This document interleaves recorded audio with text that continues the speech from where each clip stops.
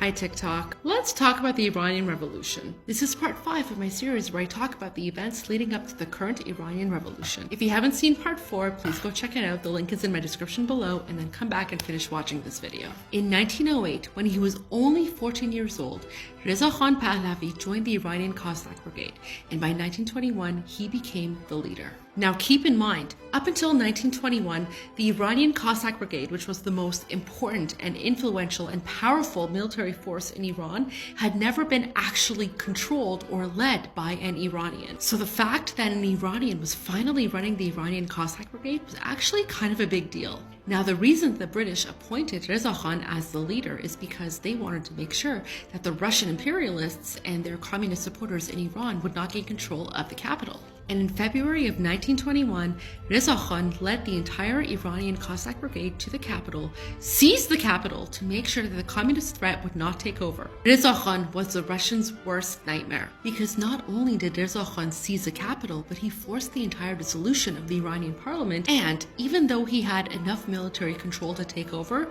he instead chose to install Tabatabai as the new Prime Minister of Iran. Reza Khan also installed himself as Iran's first Minister of War. And let's be honest, that's kind of cool. I mean, we don't have any ministers of war today, but I don't know, it's kind of cool. And Reza Khan was so good at his job that by 1925, only 4 years later, the Iranian Assembly got rid of Ahmad Shah Qajar and instead appointed Reza Pahlavi as the Shah of Iran. And so, in 1925, the Pahlavi dynasty was legally installed by the democratically elected parliament of Iran in Iran. Now, it's not surprising that if you look him up on Wikipedia, you'll find that his reign was apparently controversial. But as you all know by now, every single thing when it comes to Iranian politics has been controversial since the 1850s. So let's talk about Reza Shah. And more importantly, let's talk about why the people of Iran are constantly chanting, even to this day, literally risking their lives by chanting in public, Reza Shah Ruhet Shad.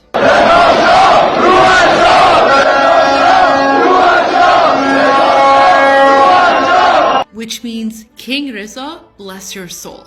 As I've explained in earlier videos, over 50% of Iranians come from an ethnic minority.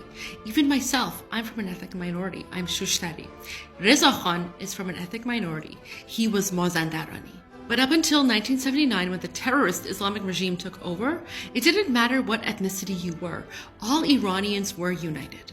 Iranians celebrated their ethnic and religious diversity. And a lot of the hatred and division that you see about or hear about today is because the terrorist and illegitimate Islamic regime in Iran has been trying to sow division amongst the people of Iran because they know that if they conquer and divide, the people of Iran will not unite. And because the biggest fear that those terrorist Islamic regime mullahs have is the people of Iran remembering their roots, uniting, and supporting each other to get rid of the Islamic regime in Iran. Stay tuned for part 6.